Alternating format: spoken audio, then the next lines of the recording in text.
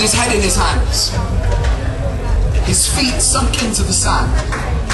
The sky turns grey above him. He shows no sign of being alive.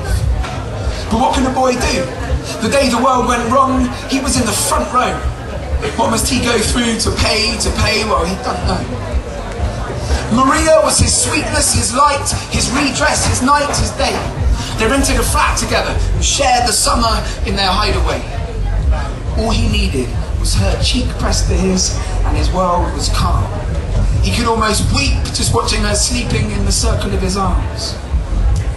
There was one day they woke up early and the dawn was splashed with gold. Maria jumped up and wanted to walk in the morning cold, so they left undressed and stepped outside, strode the avenues nude and giggling, unashamed and unafraid of any truths the universe may cast their way, whatever time may bring. They danced among the city greys, and then he heard her sing, "Won't you follow me to find a space a little closer to the sea, to float away, away, away, today, today." But then the seasons spun. The weakened sun began to fade. With such freedoms come poverty, and food has to be paid for. Maria was too much the wild child to work for a living, so it was he who went out chasing papers while she chased her visions.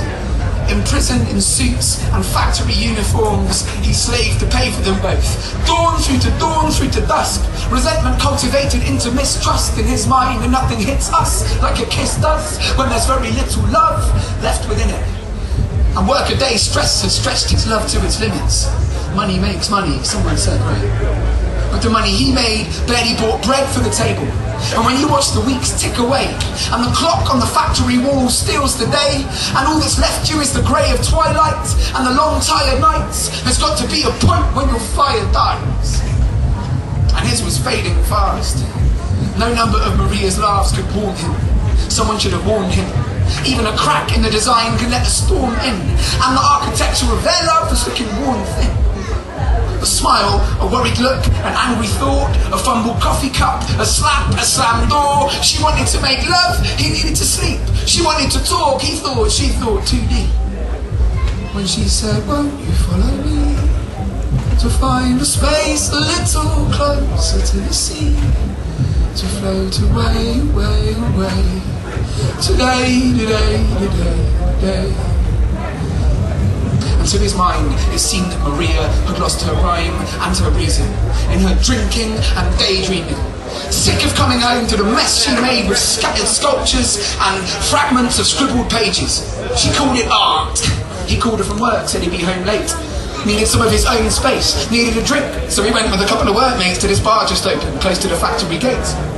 And his mates were chatting about these women they find fit, saying they wouldn't mind a bit of it, considering, and in the midst of it, our friend is drunk and hypnotised by this blonde bit of skirt with cute little eyes that flicker like the serpent's tongue, blatantly flirting. He thought, that's just what I need after a week's working, right? And one drink leads to another thing. He finds himself pressed against the bar side, fumbling with this blonde bird, mumbling something about going back to hers, and before he knows, she's pulling off her skirt.